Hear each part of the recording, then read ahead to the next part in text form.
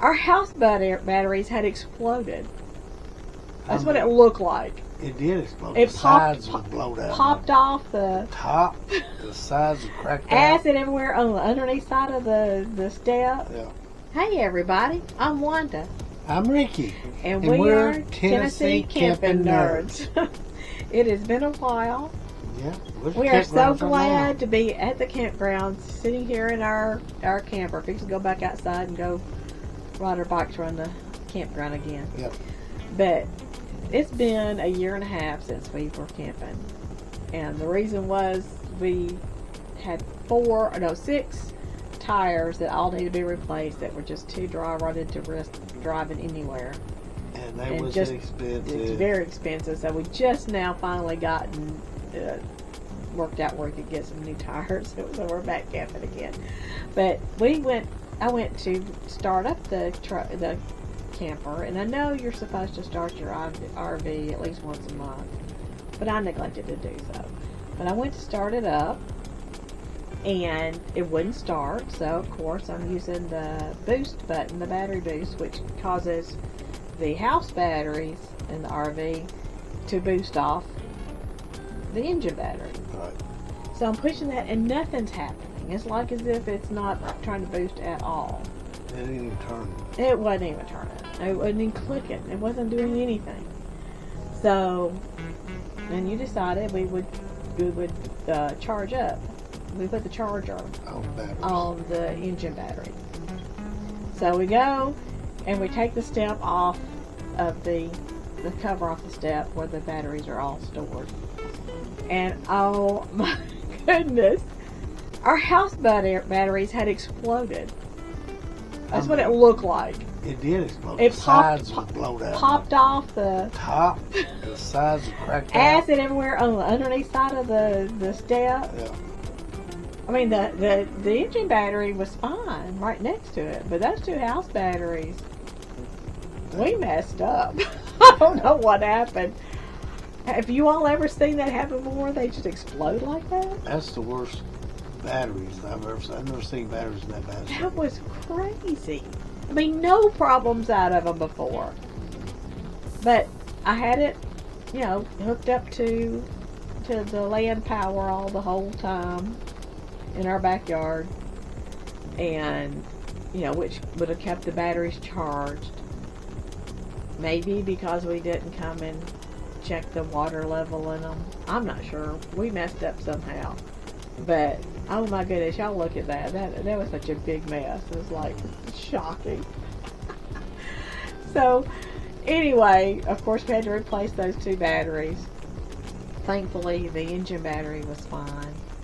And so I'll continue to show you.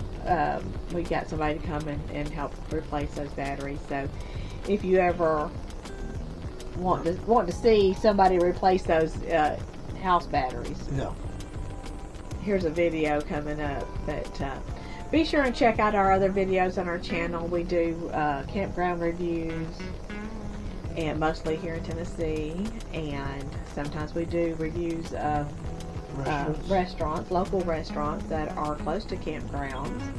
Because if you're like us, we don't cook out or even cook in our camper every meal. We like to eat at least once while we're at a campground. Check out the local flavor, and so we do have some videos where we review some of the local restaurants. And if there's any campgrounds or restaurants that you'd like for us to review, put that in the comments below. But anyway, so glad that we got our tires and we got our batteries. As soon as we got those new house batteries in there and pushed that boost button, it charged that battery right up, boosted it right off, and we were camping again. So it won't be long. We'll have some new campground reviews up. Looking forward to doing that. We don't have a lot of time because here we are already at the very end of October of 2024, and It's so we don't have a lot of couple days away from time. November. But we'll do We'll do at least one more campground review this year, and then starting in 2025, we plan to do a lot of them. Yep. Looking forward to that. So I'll be sure you're subscribed to our channel. Doesn't cost anything to subscribe. Free. If you like this here particular video, give it a thumbs up. Yeah. That helps. Share it with your other camping friends. Shares it. Shares it. Shares it. And I guess that's all. I just wanted to share with you all our experience with those house batteries. That was just wild. I wasn't expecting that at all. I just thought our engine battery had, for some reason, just wasn't boosting off, but it was fine. It was a mess. Both of them had two, and both of them was blown up. So anyway, I guess that's all we needed to say. Yeah. And let's go camping. Peace.